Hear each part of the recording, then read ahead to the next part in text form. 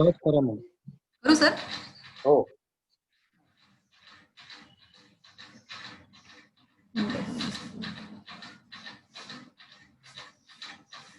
नमस्ते बच्चों, आज हम साइंस 2 का साइंस 2 का 8वां चैप्टर के कुछ घटक देख रहे हैं।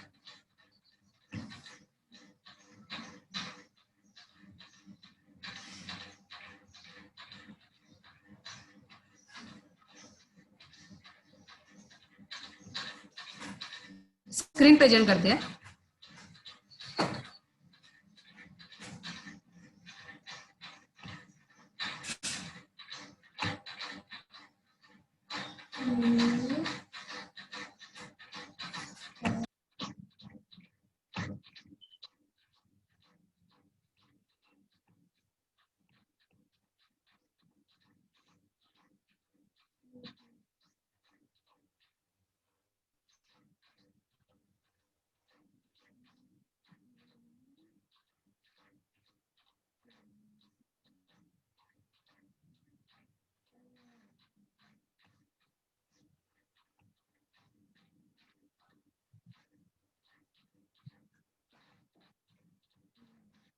सर स्क्रीन प्रेजेंट करायची आहे मला. हो करा मॅडम.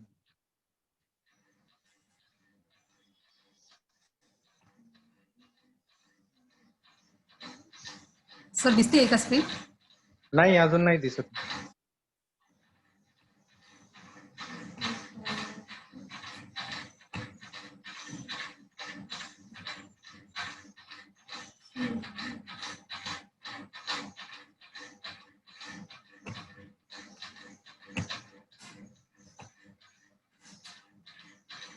हा आता दिसते मॅडम. ओके, स्टार्ट करा.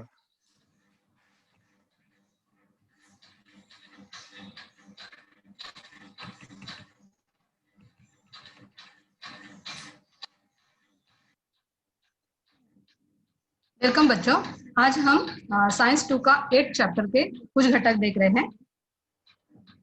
आज हम देखने वाले खाद्य जैव तकनीक, डीएनए फिंगरप्रिंटिंग, हरित क्रांति, श्वेत क्रांति और नील क्रांति। सबसे पहले हम देखते हैं खाद्य जैव तकनीक।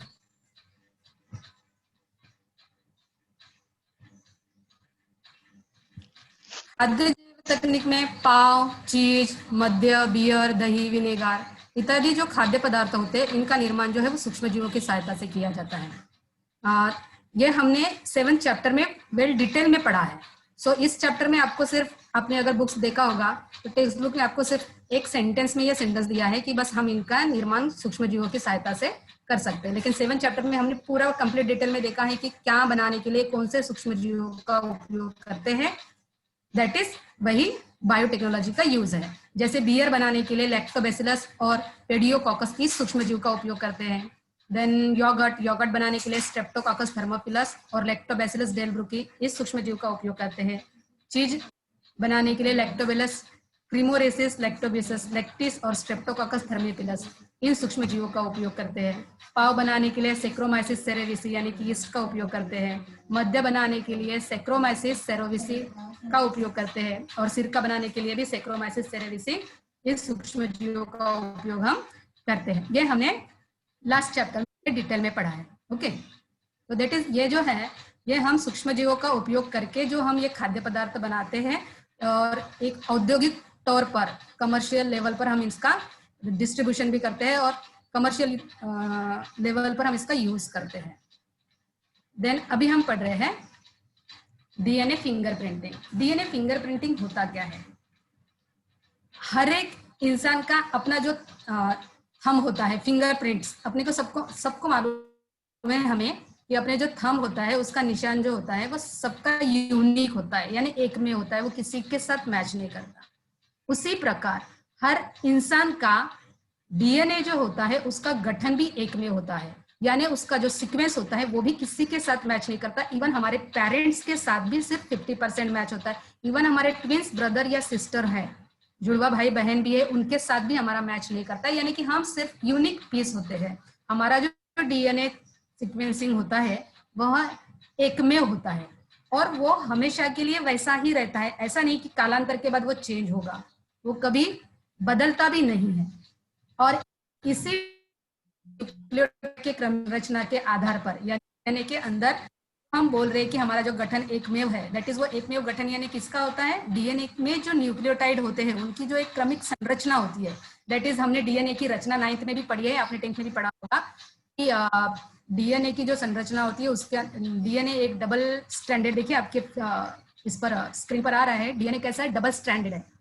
और ये जो है डबल स्ट्रैंडेड होने के साथ साथ इसके अंदर आप लाइंस देख रहे हैं, जो 4 लाइन से है, ये लाइंस मतलब ये बंद है किसके अंदर, ATG ATGC, that is adenosine, thymine, guanine और साइटोसिन, ये जो है ये इनके साथ बंद बनाए हुए, और यही कोड होता है एटीजी एटीजीसी, ये रिपीट होते जाता है और इसका एक कोड बनता है।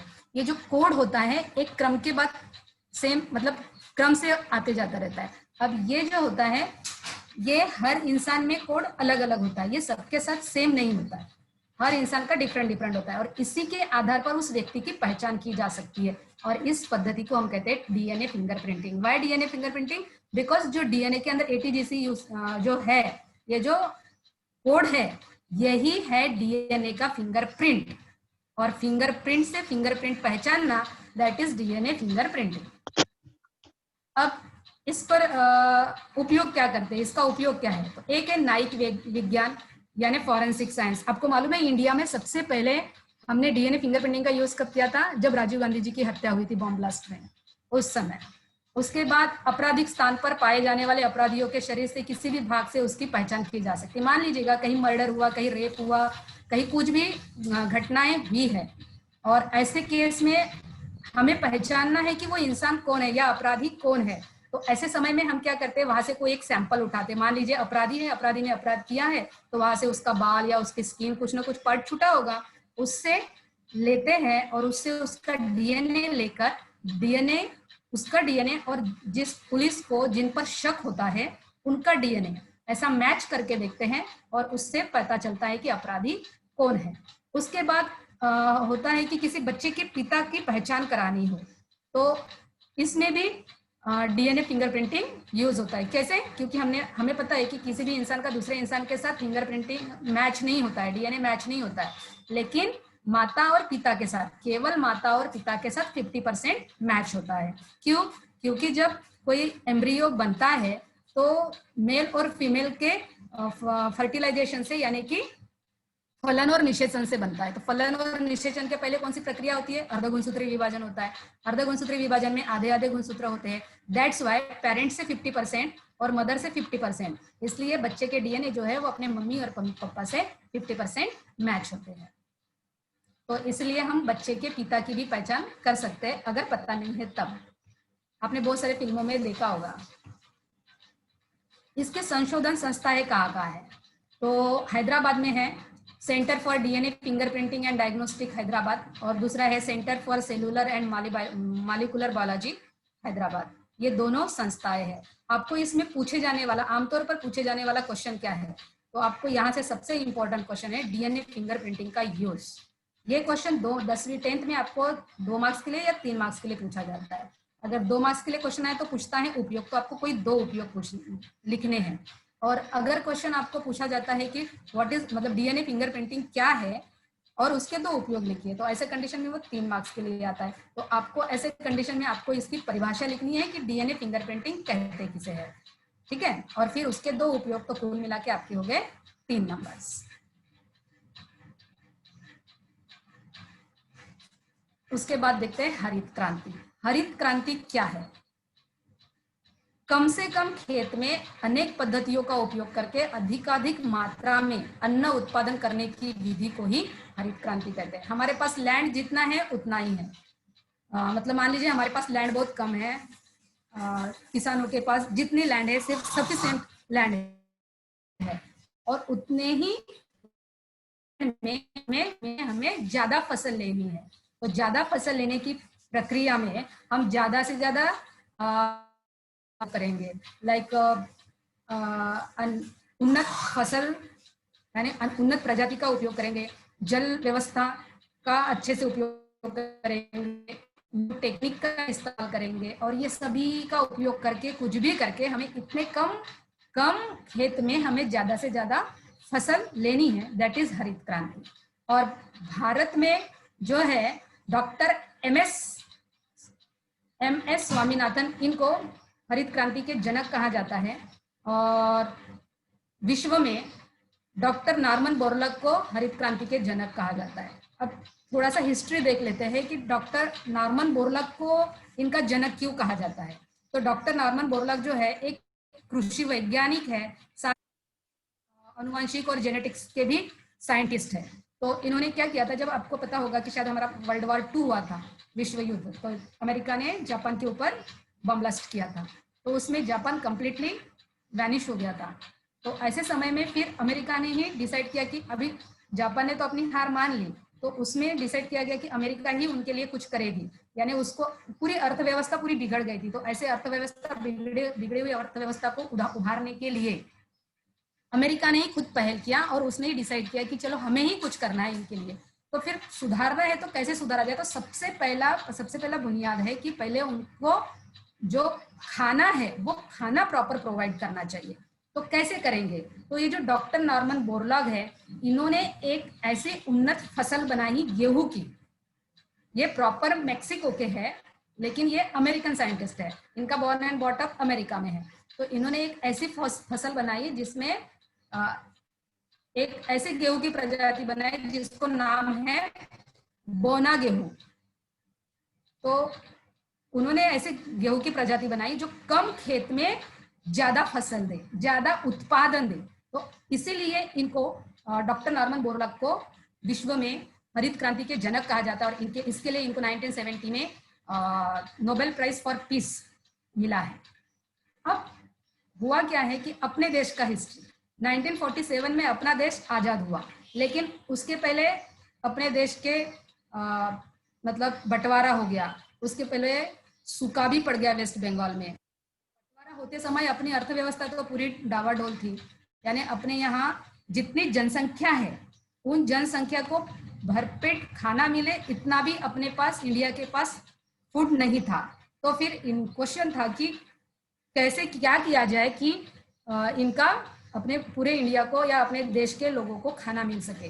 तो डॉक्टर एमएस स्वामीनाथन, ये जो उस समय ये कृषि वैज्ञानिक है, और इन्होंने फिर डिसाइड उनको पता चला कि जो डॉक्टर नॉर्मन बोरलॉग है, इन्होंने एक प्रजाति बनाई है गेहूं की, बोना गेहूं।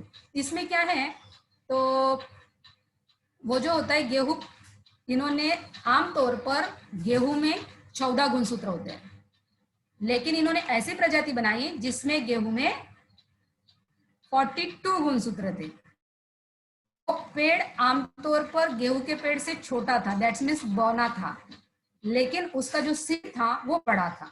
और ये ऐसी वैरायटी थी जो कम खेत में ज्यादा उत्पादन दे सके। और ये डॉक्टर स्वामीनाथन को पता चली। तो डॉक्टर स्वामीनाथन ने क्या किया, उनसे मिले और उन्होंने कहा कि हमें गेहूं चाहिए, हमारे देश का भी मतलब प्रॉब्लम है। तो उन्होंने कहा कि मैं कैसे दे सकता हूँ, पता नहीं ना कि मैं यहाँ अच्छे से फसल दे रहा है, लेकिन आपके देश में इतने अच्छे से फसल देगा कि नहीं। तो मैं एक काम करता हूँ, मैं वहाँ की जलवायु का निरीक्षण करता हूँ, वहां मैं चेक करता हूँ कि हो सकता है क्या। और फिर वो खुद डॉक्टर नॉर्मन बोरलॉग खुद इंडिया आए, उन्होंने चेक किया एंड वो सर्वाइव कर पाया वो गेहूं। और फिर इंडिया ने 18,000 टन गेहूं आयात किया, यानी इंपोर्ट किया। और किस लिए, एज ए सीड, बीज के लिए। और फिर इंडिया में उसकी बोआई की गई। तो सिर्फ ये हाई यील्डिंग वेराइटी थी, तो इसमें बोआई के साथ साथ फिर उसमें लगने वाला पानी, सिंचाई, मतलब जल व्यवस्था उतनी चाहिए थी। तो नहर, ये सारा करने के पहले नहर खोदे गए, नई नई टेक्निक का इस्तेमाल किया गया, अच्छी क्वालिटी के उर्वरकों का इस्तेमाल किया गया। और यहाँ तक कि अगर फूड अच्छा बनेगा तो उसको रखने के लिए गोदामें बनाए गए, ये सारी तैयारी की गई। और फिर ये गेहूं बोया गया और एक अच्छी फसल आई। और पहली बार कि इंडिया में सबको खाना मिले, इतना गेहूं का उत्पादन हो गया। और ये करते समय स्टार्टिंग के स्टेज में सिर्फ कुछ 7 जिलों में ही, यानी कुछ स्टेट में ही ये इम्प्लीमेंट किया गया। उसके बाद ये जब सक्सेसफुल हुआ तो चरण 2 में, स्टेप 2 में इसको पूरे इंडिया के लिए लागू किया गया। फिर उस समय ये जो डॉक्टर एमएस स्वामीनाथन है, इन्होंने देखा कि कुछ कमियां हैं उस गेहूं में, जो मैक्सिकन गेहूं है वो इंडिया के लिए कुछ कमी है, तो उन्होंने उसका पंजाब के गेहूं के साथ संकरण किया और इन्होंने अपनी एक नई प्रजाति बनाई, पूसा गेहूं और शरबती गेहूं। ये जो है ये एक उन्नत फसल है। शरबती सोना और पूसा लरमा ये जो है ये स्पीसीज है, ये जो प्रजातियां हैं ये डॉक्टर स्वामीनाथन ने बनाई है। और ये जो ऊपर की प्रजातियां हैं गेहूं की उन्नत फसल जैसे लरमा, रोजो 664A और सोनारा 64, ये है मैक्सिकन वेराइटी है। और इसमें फिर कुछ चेंजेस करके डॉक्टर स्वामीनाथन ने शरबती सोना और पूसा लरमा बनाई, और इसलिए डॉक्टर स्वामीनाथन को इंडिया में हरित क्रांति का जनक कहा जाता है। और इसके साथ साथ वो अपनी जो इंडिया का जो इकोनॉमिक है वो भी ऊपर उठा, क्योंकि बंटवारे के बाद अपने इंडिया का जो इकोनॉमिक था वो बहुत डाउन था। उसके बाद जैसे ही हरित क्रांति हुई, हरित क्रांति के बाद लोगों को खाने के लिए तो मिला ही मिला, सभी के पेट भर सके इतना भोजन बना, साथ में एक्स्ट्रा भी बना जिसको गोडाउन में स्टोर करके रखा। और ये सब हुआ डॉक्टर MS स्वामीनाथन की वजह से, और इसीलिए इनको हरित क्रांति के जनक कहा जाता है। इंडिया में हरित क्रांति के जनक है MS स्वामीनाथन और विश्व में हरित क्रांति के जनक है डॉक्टर नॉर्मन बोरलॉग। इसके संशोधन संस्थान, अभी ये अपने जब बंटवारा हुआ था उस समय अपने देश में इतनी संस्थाएं विकसित नहीं थी कि जो ये सब बना पाए, इसलिए मैक्सिकन गेहूं मंगवाना पड़ा, क्योंकि अमेरिका में ये सारी संस्थाएं थी तो उन्होंने ही वो गेहूं की नई प्रजाति बनाई। फिर उसके बाद अपने इंडिया में इस बात पे जोर दिया गया और कुछ ऐसे संशोधन केंद्र बनाए गए। तो ऐसे संशोधन केंद्र इंडिया में कहाँ है, तो भारतीय कृषि संस्थान दिल्ली, नींबू वर्गीय फलों के राष्ट्रीय संशोधन केंद्र और राष्ट्रीय अनार संशोधन संस्थान सोलापुर, ये अपने इंडिया के कुछ संशोधन संस्थाएं हैं। अब जिस प्रकार हरित क्रांति हुई उसी प्रकार फिर श्वेत क्रांति भी हुई। क्रांति क्या होती है? दूध उत्पादन स्वयं पूर्णता प्राप्त करना, दूध की गुणवत्ता पर नियंत्रण करना, अन्य दुग्धजन्य पदार्थों का उत्पादन और उनका परिरक्षण करना तथा इन प्रक्रिया द्वारा नए आर्थिक मानकों को प्राप्त करना ही श्वेत क्रांति कहलाती है। दूध प्रोडक्शन तो होता था गांव में, आज भी हमारा इंडिया कृषि प्रधान देश ही है, तो गांव में जो विलेजेस में लोग रहते हैं वो कृषि करते हैं और कृषि के साथ साथ कृषि के लिए हेल्पफुल करके हम लोग जो डोमेस्टिक एनिमल है उनको भी रखते हैं। तो जैसे गाय भैंस होते ही है, उनसे हमें दूध मिलता है, लेकिन क्या होता है शहरों में ये भैंस या गाय ये पाली नहीं जाती, तो शहरों के लिए ये प्रॉब्लम है कि शहर में दूध कैसा मिले। अगर एक किसान है, उसके पास गाय है, उसके पास अच्छा खासा दूध है, लेकिन अगर वो बेच रहा है तो वो उसको वह सही दाम भी मिलना चाहिए ताकि उसको बेनिफिट हो या फायदा हो, नफा हो। तो उसके लिए वो क्या करेगा, जाके शहर में अगर बेचेगा तो उसका जाने आने का ट्रांसपोर्टेशन का खर्चा बढ़ेगा और ये सब फिर से किसान को घाटे में ही लेके जाएगा। तो एक ऐसा कुछ किया गया कि किस तरीके से शहर तक ये दूध पहुंचाया जाए और इससे शहर वालों को भी अच्छा दूध मिले और किसानों को भी इसकी अच्छी कीमत मिले, मुआवजा मिले और उनका भी लाइफ स्टैंडर्ड थोड़ा सुधरे। इसके लिए सबसे पहले डॉक्टर वर्गीस कुरियन ये सामने आए और इन्होंने एक कंपनी का गठन किया, दैट इज अमूल। अमूल क्या है? ये अमूल किसी की कंपनी नहीं है, ये एक सहकारी कोऑपरेटिव संस्था है। यहाँ पे क्या होता है, गांव के जो लोग हैं, अमूल का फुल फॉर्म है आनंद मिल्क यूनियन लिमिटेड। आनंद क्या है? आनंद एक गुजरात का जिला है, शहर है आनंद। अभी होता क्या था, पहले आनंद के पास में मतलब एक छोटा सा गांव है खेड़ा, वहां से दूध मुंबई में ट्रांसफर होता था और वहां से दूध जो मुंबई में आ रहा था वो कैसे आता था, तो मुंबई वहां के लोगों से जो एजेंट लोग रहते थे वो दूध लेते थे और शहर में मुंबई में डिस्ट्रीब्यूट करते थे। अब वहां से अगर वो मिल्क लेंगे और डिस्ट्रीब्यूट करेंगे तो एजेंट लोग यहाँ पे मुनाफा कमा रहे थे, हकदार थे किसान, लेकिन मुनाफा मिल रहा था एजेंट को। तो किसानों को और किसानों में तो दूध तो शहर वालों को मिल रहा है, लेकिन किसानों की लाइफस्टाइल या उनको कुछ भी इसका बेनिफिट नहीं मिल रहा है। तो किसानों ने तय किया कि हम क्या करें, तो उनको गाइडलाइन मिली, तो उन्होंने क्या किया, एक सहकारी संस्था बनाई। सहकारी संस्था दैट इज अमूल। अमूल क्यों, तो ए मीन्स आनंद मिल्क यूनियन लिमिटेड। तो आनंद जिले की ये एक संस्था है। अब इस आज अगर इस अमूल का हम, अमूल सबको पता है, अमूल एक ब्रांड है, और अमूल का अगर हम देखेंगे तो उसका जो टर्नओवर है लगभग आज की कंडीशन में 38 करोड़, इतना टर्नओवर है। और सभी आज जो दूध की प्रोडक्शन है, लाइक आइसक्रीम, छाछ, दही, दूध, सब कुछ आज सारे इसमें अगर आप चेक करेंगे तो आपको पता चलेगा कि फर्स्ट ब्रांड ये अमूल ही है।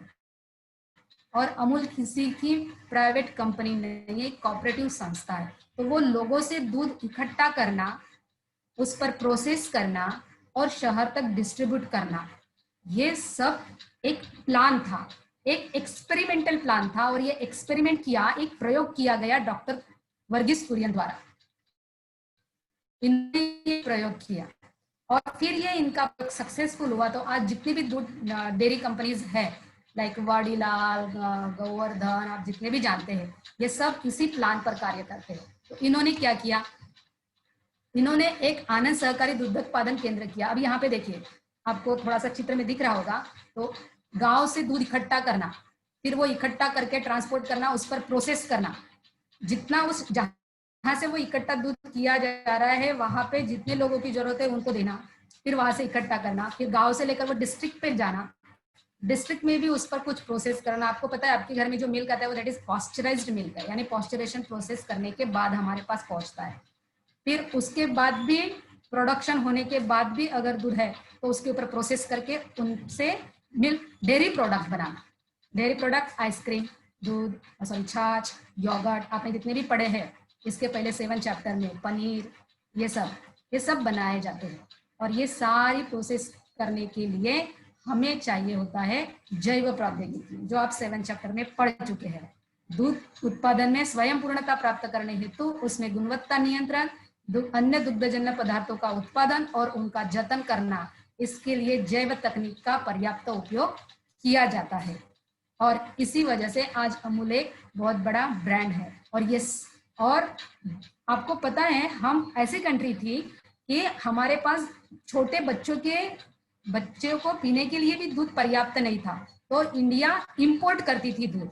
आज की कंडीशन में दूध के प्रोडक्शन में पूरे वर्ल्ड में इंडिया फर्स्ट नंबर पर है, और ये हमारे लिए गर्व की बात है। और इसमें डॉक्टर कुरियन का बहुत बड़ा योगदान है। और क्योंकि डॉक्टर कुरियन ने ऑपरेशन फ्लड करके एक योजना चलाई जिसमें जैव प्रौद्योगिकी का उपयोग किया और दूध के प्रोडक्ट्स बनाए गए, और आज उन्होंने अपने देश का नाम, अपने देश को एक ऊंचाई पर जाकर रख दिया है। यह है श्वेत क्रांति। उसके बाद देखते हैं नील क्रांति। श्वेत क्या होता है, हरित क्रांति में हमने देखा हरा क्या होता है, फसल, दैट इज फसल में यानी कृषि में जो क्रांति की गई उसे कहते हैं हरित क्रांति। फिर श्वेत यानी सफेद क्या होता है, दूध में जो एक अचानक चेंज ऐसा आया उसे कहते हैं हम श्वेत क्रांति। क्रांति का मीनिंग, क्रांति और विकास का मीनिंग लगभग सेम ही होता है, लेकिन विकास डेवलपमेंट यानी धीरे धीरे होने वाला परिवर्तन, और क्रांति का मीनिंग होता है सडनली होने वाला परिवर्तन। ये 10 से 15 साल के अंदर जो चेंजेस हुए अपने देश में आजादी के बाद, ये एकदम अपने देश को कहीं ऊंचाई पर लेके गया है। अपनी आर्थिक जो देश बंटवारे के समय अपना जो इकोनॉमिक्स था जितना डाउन था उसको इन्होंने बहुत ऊंचाई पर लेके गए। दैट इज, ये ऐसा विकास है, ऐसा डेवलपमेंट है जो एकदम सडनली हुआ, इसलिए इसको क्रांति कहते हैं। अब उसी प्रकार नील क्रांति, अभी नीला क्या होता है, पानी। एक्चुअली पानी का कोई कलर नहीं होता है, लेकिन हम मोस्टली उसको नीला दिखाते हैं। और पानी में क्या होते हैं, जलीय सजीव, दैट इज स्पेशली फिश, मछलियां, और मछलियों के बाद झींगा, केकड़े, ये सब भी होते हैं, और इनका भी प्रोडक्शन करना होता है। तो इन जलीय सजीव, विशेषतः मछलियां तथा झींगा इत्यादि का पालन करना और इनका उत्पादन बढ़ाना ही नील क्रांति कहलाती है। पूर्व एशियाई तालाब में मछली पालना तथा मछली की अन्य प्रजाति को उत्पन्न करना ही पूर्व एशियाई देशों का यह व्यवसाय था। लेकिन इसी आधार पर इंडिया ने भी, भारत ने भी मत्स्य वैज्ञानिकों के मार्गदर्शन का उत्पादन किया और उसको बढ़ाया। नील क्रांति क्या है कि जलीय सजीवों को पालना और उसका उत्पादन बढ़ाना, इसलिए कमर्शियल लेवल पर, और इसी को कहते हैं हम नील क्रांति। अब इसमें जैव प्रौद्योगिकी का कहाँ यूज होता है? तो यहाँ पे प्रोडक्शन बढ़ाना है, किसका? मछलियों का और झींगों का, या जो भी जलीय सजीव है। स्पेशली हम लोग मछलियां ज्यादा एक्सपोर्ट करते हैं या इंपोर्ट करते हैं। तो अभी एक्वाकल्चर और जलीय संवर्धन में के व्यवसाय में मीठे तथा समुद्र जल की मछलियां तथा अन्य प्रजातियों के कृत्रिम रूप से उत्पन्न किया जाता है। भारत सरकार ने नील क्रांति मिशन 2016 दैट इज NKM 16 कार्यक्रम के अंतर्गत मत्स्य व्यवसाय को अधिक प्रोत्साहन देकर उत्पन्न बढ़ाने का संकल्प लिया गया। इसके लिए उत्पादन बढ़ाना है, तो इसके लिए लोग रेडी होने चाहिए ये व्यवसाय करने के लिए। तो लोग कैसे इसके लिए रेडी होंगे? तो गवर्नमेंट क्या करती है? गवर्नमेंट ऑफ इंडिया, जो लोग फिश की खेती करना चाहते हैं। अब आप कहेंगे फिश की खेती कैसे? तो फिश की खेती कैसे? तो जिसके पास जमीन अवेलेबल है, जिसके पास लैंड है, पड़ी हुई जमीन है, बंजर जमीन है, या उसकी खुद की जमीन है, उसको किसी तरह से यूटिलाइज नहीं करता है, एग्रीकल्चर के लिए नहीं, किसी के लिए नहीं। तो ऐसी अगर लैंड है और उसके पास इनफ लागत है, तो वो खुद ये बिजनेस स्टार्ट कर सकते हैं। उसके लिए गवर्नमेंट भी उनको 50% से लेकर 100% तक का अनुदान देती है। लो भाई, लेकिन करो। फिर इसमें क्या करना पड़ता है? जैसे खेती में हम मेड़ बना के अलग अलग पार्ट बनाते हैं ना, उसी प्रकार यहाँ पे तालाब बनाए जाते हैं, अलग अलग तालाब। अब आप कहेंगे क्यों? इसलिए क्योंकि आपको मालूम है छोटी मछली को बड़ी मछली खा जाती है। अगर सारी मछलियां एक साथ रखेंगे तो क्या होगा? तो अलग अलग उनका डेवलपमेंट होने पर, अलग अलग स्टेज पर उनको अलग अलग तालाब में रखा जाता है। इनका पानी भी बार बार बदला जाता है और इस तरीके से इनका पूरा ख्याल रखा जाता है। अब जैव प्रौद्योगिकी का उपयोग कहाँ? तो एक तो अच्छी प्रजाति की, जिस तरीके से हमने देखा कि हरित क्रांति में उन्नत प्रजाति बनाई गई गेहूं की या फसलों की, श्वेत क्रांति में उन्नत प्रजाति बनाई गई गायों की या भैंसों की, उसी प्रकार फिश की भी एक उन्नत प्रजाति बनाई जाती है। उसके साथ और एक जगह पर बायोटेक्नोलॉजी का यूज होता है। उनको प्रजनन के समय वैक्सीन या इंजेक्शन दिया जाता है। वो इंजेक्शन होता है एंजाइम्स, हार्मोन्स का, जिसके वजह से वो इंजेक्शन उनके प्रजनन क्रिया पर इफेक्ट करता है और प्रजनन क्रिया क्षमता बढ़ाता है, जिसकी वजह से वो ज्यादा अंडे देते हैं, यानी कि ज्यादा फिश बनेंगे, ज्यादा अंडे मिलेंगे तो ज्यादा फिश बनेंगी, तो किसानों को ज्यादा फायदा होगा, ज्यादा मुनाफा होगा। और ये सब करने के लिए गवर्नमेंट उन जो लोग करना चाहते हैं उनको 100% तक का भी अनुदान उपलब्ध करा के देती है। उनको और कुछ फैसिलिटी चाहिए, वो भी फैसिलिटी अवेलेबल करा के देती है। मोस्टली कौन से फिश का उत्पादन किया जाता है? रोहू, कतला, ये मीठे पानी में रहने वाली है, यानी नदियों में रहने वाली है। और झींगे है, और भी बहुत सारी सुरमई वगैरह, ये जो मछलियां होती है, ये खारे पानी में रहने वाली सजीव है। इनका उत्पादन बड़े पैमाने पर किया जाता है। सो आपको ये सारा टॉपिक समझा होगा। Very much. किसी के प्रश्न है इससे रिलेटेड?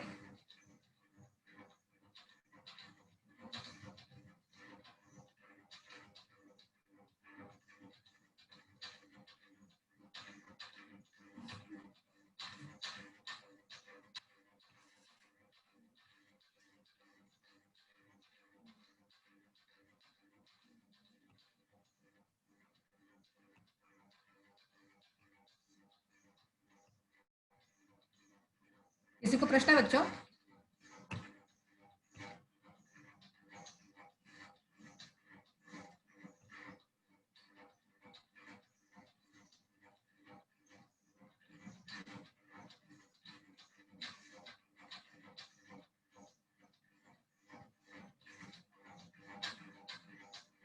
हाँ बोलो। गणेश जायसवाल। Hello teacher. इसका पीडीएफ दे दोगे आप? हाँ हाँ बिल्कुल।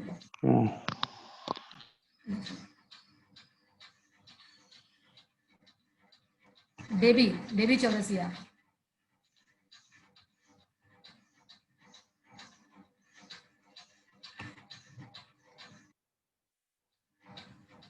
मैम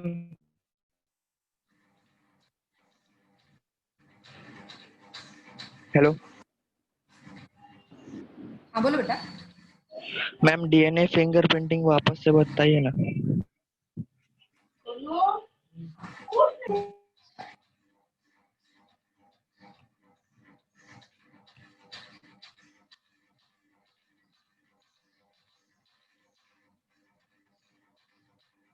देखिए डीएनए फिंगरप्रिंटिंग क्या होता है,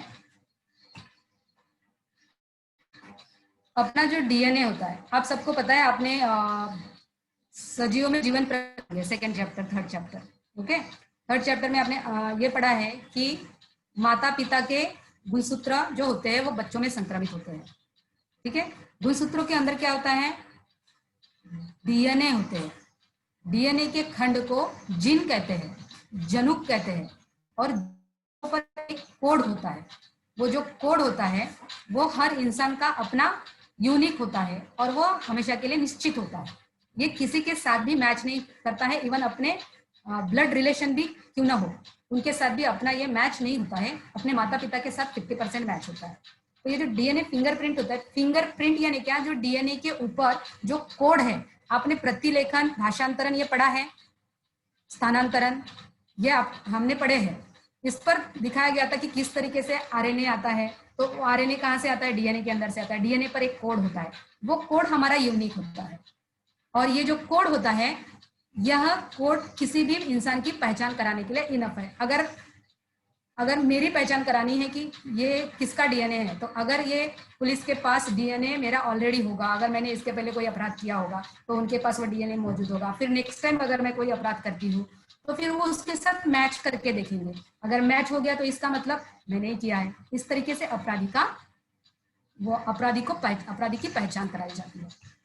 ये देखिए यहाँ पे किस तरीके से कर रहा है, मैं आपके स्क्रीन में ये कर रही हूँ, देखिए ये देखिए किस तरीके से एक्चुअली डीएनए फिंगरप्रिंटिंग किस तरह से किया जाता है। ये 7 स्टेप्स में होता है। पहला है, देखो अगर किसी का सैंपल मिलता है, डीएनए फिंगरप्रिंटिंग कैसे की जाती है, अगर कोई आपराधिक स्थल है जहाँ पर अपराध हुआ है वहां से डीएनए कलेक्ट करते हैं। मान लीजिए किसी का स्किन, छोटा सा स्किन मिला है या बाल मिला है, तो उससे डीएनए इकट्ठा किया, कलेक्ट किया।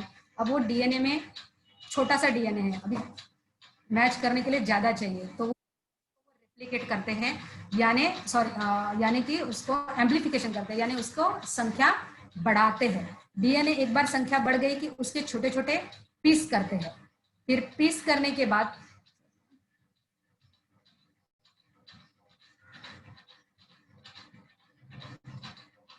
उसके पीस करने के बाद उसका इलेक्ट्रोफोरेसिस, ये एक प्रोसेस होता है फॉरेंसिक में, इलेक्ट्रोफोरेसिस किया जाता है। फिर उसका ब्लॉटिंग करते हैं, ब्लॉटिंग करने के बाद उसका हाइब्रिडाइजेशन करते हैं। फिर उसके बाद उसकी फोटोग्राफी ली जाती है और फिर उसका डॉक्यूमेंटेशन किया जाता है और उससे पता चलता है। अब जब ये सारी प्रोसेस करते हैं तो ये जो ब्लॉटिंग प्रोसेस होती है, इसमें अपराधी का भी डीएनए रखा जाता है और उनको जिनके ऊपर शक होता है उनका भी डीएनए रखा जाता है। और फिर वो देखते हैं कि किसी के साथ मैच कर रहा है क्या। अगर उसका मैच कर रहा है तो पता चल जाता है कि भाई हाँ यही अपराधी है। ये होता है डीएनए फिंगरप्रिंट। और किसी को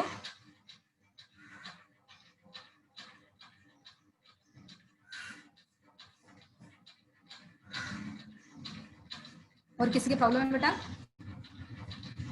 किसी के मन में कोई डाउट?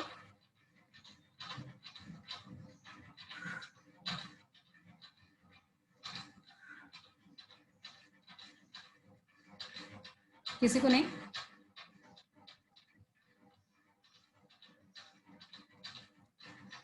मधुगल्ला, मधुगल्ला,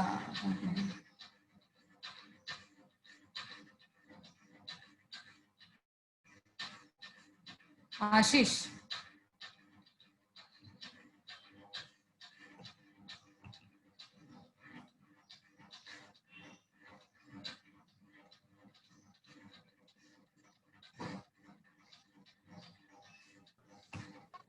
हाँ बेबी हेलो मैडम। हाँ सर।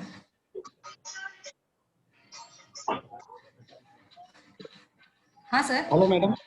हाँ बोलो। हाँ हाँ, झालं का मॅडम कंप्लीट हो तुमचं? हो सर। Okay, hello. क्वेश्चन हाँ बोलो बेटा। हाँ मैम, मैं बोल रही थी कि जरा आप एक बार सबका परिभाषा सिर्फ बता दीजिए ना। हाँ सारी मतलब हमने जितने टॉपिक लिए हैं। हाँ, ओके हम लोग एग्जाम में किस टाइप में लिखेंगे उसकी परिभाषा एकदम शॉर्ट में वैसा। ओके। देखिए मैंने सब अब स्लाइड में शो कर रही हूँ, स्लाइड पे ही सबकी परिभाषा लिखी हुई है। डीएनए फिंगरप्रिंटिंग, ये दिख रहा है आपको? डीएनए के न्यूक्लियोटाइड के क्रमिक संरचना के आधार पर उस व्यक्ति की सही पहचान की जा सकती है। इस पद्धति को डीएनए फिंगरप्रिंटिंग कहते हैं। नोट कर लीजिए या स्क्रीनशॉट ले लीजिए। हेलो इंदुलेखा, पूछो। हाँ हेलो सर। हाँ श्वेत क्रांति मतलब डॉक्टर वर्गीस कुरियन ने ये क्या किए, मतलब ये दूध उत्पादन में श्वेत क्रांति के हाँ, लिए इन्होंने क्या योगदान? किया? एक्चुअली इन्होंने बायोटेक्नोलॉजी जैसा कुछ नहीं किया जिस तरीके से स्वामीनाथन और डॉक्टर स्वामीनाथन और वर्गीस कुरियन, उस तरीके से इन्होंने कुछ नहीं किया। लेकिन इन्होंने क्या किया, एक देखो दूध बन रहा था गांव में और उसको पहुंचाना था शहर में, तो ताकि शहर के लोगों को भी दूध मिले और जो किसान है, जो गरीब किसान है, उसको भी कुछ आर्थिक आय मिले। और खाली तब जब क्या कर रहे थे किसान लोग, सिर्फ एक जोड़ व्यवसाय करके, यानी खेती के साथ एक स्वतंत्र बिजनेस, डेयरी प्रोडक्ट, ये ऐसा कुछ बिजनेस नहीं है, ऐसा कुछ कर नहीं रहे थे। तो उन्होंने ये प्लान बनाया कि किस तरीके से हम वो जो दूध है वहां से लेकर शहर तक पहुंचा जा सकता है। अगर सोचिएगा कि आज अभी कोई टेक्नोलॉजी नहीं है, ऐसा इमेजिन कीजिए कि कोई टेक्नोलॉजी नहीं है, मैं एक आम किसान हूं और मेरे पास दूध है और मुझे मुंबई जाके बेचना है। ठीक है, मैं गुजरात का रहने वाला हूँ। डॉक्टर वर्गीस को तो हाँ शिवानी पूछो। साउथ के थे, तो उन्होंने क्या किया, कैसे करूं, तो उन्होंने एक प्लान बनाया, प्लान नियोजन किस तरीके से करना है। तो उन्होंने गांव गांव में अपने मतलब किसानों से दूध इकट्ठा करना, उसके ऊपर प्रोसेस करना, फिर एक किस तरीके से वो लेके चला जाए, हम लोग कैसे कैसे लेके जाना है और क्या करना है, ये प्रोसेस उन्होंने डिसाइड की और ये उन्होंने प्रैक्टिकल किया और वो एक्चुअल में सही साबित हुआ। देखो आपके स्क्रीन पर दिख रहा है क्या, देखिए हाँ बोले सर, बोले हाँ बोले। ये देखिए ऊपर में दिख रहा है आपको, ऊपर में आपको दिख रहा है एक प्लान दिख रहा है, प्लान उनका, गाय से दूध इकट्ठा निकाला जा रहा है, फिर वो ट्रांसपोर्ट किया जा रहा है एक कंटेनर से, फिर वो किसी मशीन में जा रहा है, जा रही है, फिर पॉकेट बन रहा है और फिर ग्राहक तक लेके जा रहा है। ये आज हमको कुछ भी नहीं लग रहा है, हम लोगों को लग रहा है इजी है, क्या है, इकट्ठा करके लेके जाना है। लेकिन उस वक्त जब टेक्नोलॉजी कोई भी नहीं थी, कुछ भी टेक्नोलॉजी नहीं था, उस वक्त उसको लेके जाना एक थोड़ा मुश्किल कार्य था और ये प्लान बनाया और ये सक्सेसफुल हुए, ये उनका योगदान है। पूछो। और किसी इंदिरा, को इंदिरा पूछो। इंदिरा अपना माइक ऑन करो।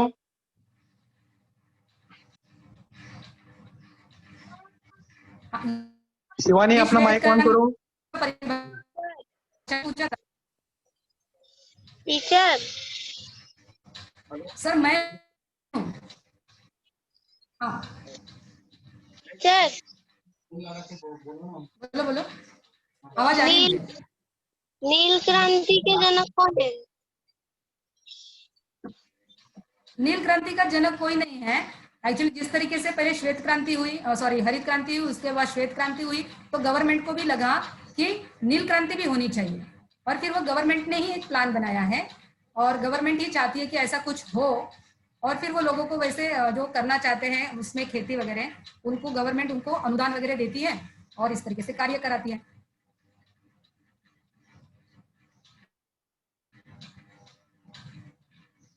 इमदुल्ला, इमदुल्ला कुछ पूछना है? यस टीचर, टीचर से पूछना है सर। हाँ पूछो पूछो। बोलो भारत बेटा। सरकार ने नील क्रांति मिशन 2016 NKM क्या है टीचर ये? नील क्रांति 16 वो उसी का शॉर्ट फॉर्म है। 2016 और NKM लिखा हुआ है। एन मतलब नील, के मतलब क्रांति, यम मतलब मिशन, 16 मतलब 2016। ये भारत सरकार का प्रोजेक्ट है। Yes teacher, thank you. और किसी को पूछना है बच्चों?